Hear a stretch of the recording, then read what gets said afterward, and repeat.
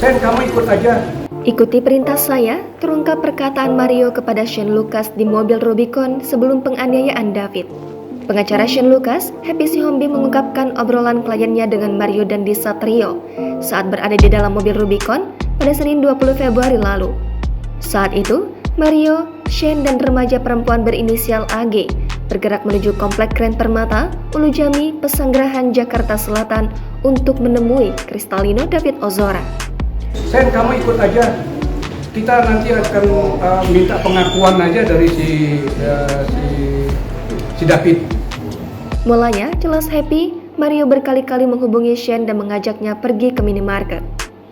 Namun, Happy menyebut kliennya tidak menjawab telepon Mario, hingga akhirnya anak mantan pejabat Ditjen Pajak itu datang ke rumah Shane. Menurut dia, Mario memaksa agar Shane ikut dengannya. Shane membocorkan perkataan Mario kepadanya saat berada di dalam mobil Rubicon.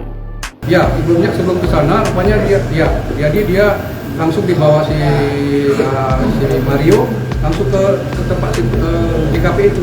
Dan sebelumnya juga si Shane tidak tahu. Dia juga menanyakan kenapa ke sini. Ya Shane, kamu tenang aja, nanti saya yang tanggung. Dan juga nggak ngapa-ngapain kok. Kita hanya ketemu David.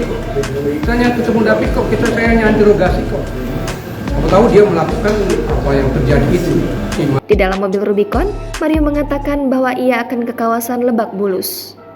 Namun, Mario mengubah rute perjalanan dari Lebak Bulus menuju Komplek Grand Permata, Pesanggerahan. Ia mengklaim Shane mulanya tidak mengetahui Mario akan membawanya menemui dan menganiaya David. Namun, menurut Happy, saat itu Mario meminta Shane tenang. Mario juga disebut akan bertanggung jawab penuh atas peristiwa yang terjadi. Dalam kasus penganiayaan ini, Polres Metro Jakarta Selatan telah menetapkan Mario Dandi Satrio dan rekannya, Shane Lucas, sebagai tersangka.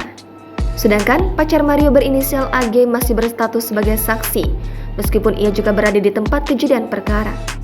Kapolres Metro Jakarta Selatan, Kombes Ade Ari, mengatakan peran Shane adalah memprovokasi Mario untuk menganiaya David. Selain itu, Shane juga merekam aksi penganiayaan itu menggunakan handphone Mario. Setelahnya, Mario mengonfirmasi informasi yang diterima dari APA kepada kekasihnya AG.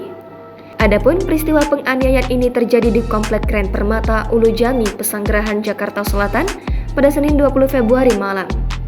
Mario menganiaya David secara brutal dengan menendang, memukul, dan menginjak kepala korban berkali-kali.